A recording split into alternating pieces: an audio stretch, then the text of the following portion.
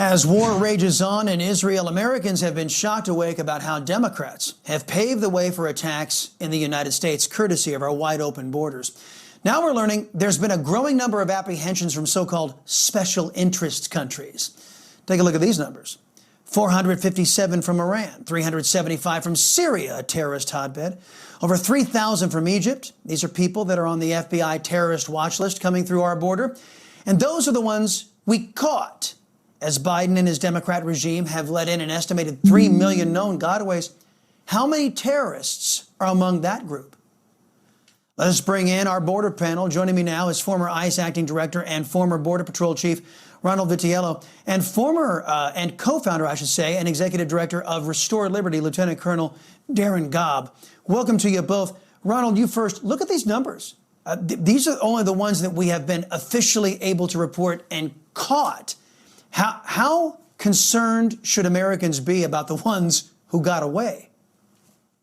We all need to be concerned. This is what happens when you throw open all the control levels, when you throw open the U.S.-Mexico border. You tell Mexico, you tell the third world, you tell anybody that has the energy to make it to our southwest border that you're not likely to be apprehended. You spoke about the gotaways. And then if you are apprehended, you have a 60+% chance of being released into the United States. So that's what's been happening nearly the last 3 years. And the numbers are getting worse. It's chaos and continuing to be chaos without 1 ounce of adjustment made to the policy of this administration, which was, we had a border with 45-year lows of activity. We're going to end the migrant protection protocols. We're going to end the asylum accords with the Northern Triangle. And let's just see what happens. Well, this is exactly what happens. Thousands of people come into the United States that were encountered by CBP that are on the terrorist screening database watch list. That's where we are with this administration. Yeah, I'm convinced that Joe Biden said, yeah, let's just see what happens. Who cares? It's not, I'm protected by men and women with guns. Who cares what happens to our people? But I think there are people that surround him that actually made this decision, and it's a calculated one, to intentionally endanger citizens of the United States. And Darin, a lot of Democrats, maybe even some Republican voters out there, they're under the impression that the government is keeping track of the over 8 million illegal aliens that Joe Biden and his regime have let into this country. Is that true? Are they tracking them? Well, Chris, if they're tracking them, then I guess shame on them for only making sure they all get in here and they know exactly how many of them there are.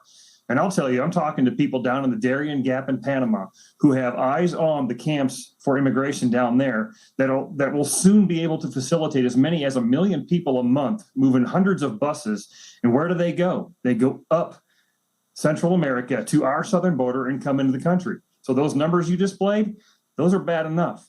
I agree, though, that the unknown and the uncaptured are far more than those numbers. And we're right to be concerned, not fearful, just concerned and vigilant. Well, somebody else who's a minority, apparently, in our own government who is concerned, Texas Senator Ted Cruz, he was on this program and he had this alarming message for our viewers. Listen to this. I mentioned that when Biden sent $6 billion in ransom for 5 Americans to be released, that at the time I predicted that we would see many more Americans taken hostage. And I'm sorry to say just a few weeks later, that prediction proved accurate. Right now, as I'm watching what's unfolding, I think there is a very significant risk. We will see a major act of terror in the United States. And there's a day of rage planned for tomorrow being called by Hamas luminaries. Ron, the concern is serious, and I don't think we have grown-ups in charge in Washington, D.C. who give a damn. What do you think? You're correct. This administration is beholden by the left. That's why we have an open border. That's why we have an energy sector that's dying on the vine. That's why everything costs 16% more than it does before. That's why they're talking about regulating the stove you have in your house, the car you want to drive, because they're beholden to this ideology that says it doesn't matter. They have an open border. And guess what? It really doesn't matter to them. Joe Biden's grandkids will never compete with the third world for work or livelihood in the United States. That's everybody else out there. That's the other part of the United States, the sleeping giant, if you will. Those are the people that are going to suffer in the poor neighborhoods. The people that are scraping by on subsistence here in the United States. They're the ones that can compete with that. And the terrorism threat is enough, but on top of that, you have fentanyl and human trafficking. It puts everyone at risk. Well, Darren, let me ask you this final question here, because as you know, the Federal Bureau of Investigation and other intelligence agencies, they've been laser focused on taking down those evil Catholics. They've been laser focused on taking down individuals who don't share their worldview on who they want to be president. They've been focusing on Trump supporters. In the meantime, you've got individuals who are real threats to this country that this regime is letting go by the wayside. I think every American has a right to have their taxpayers go to where it's supposed to go, which is protect us. Don't you think that's a reasonable request from our people? Well, Chris, absolutely. And frankly, it shouldn't even be a request. It should be a demand, because if the government was doing the business the way they were supposed to do business, they would realize that they are the employee, not the employer.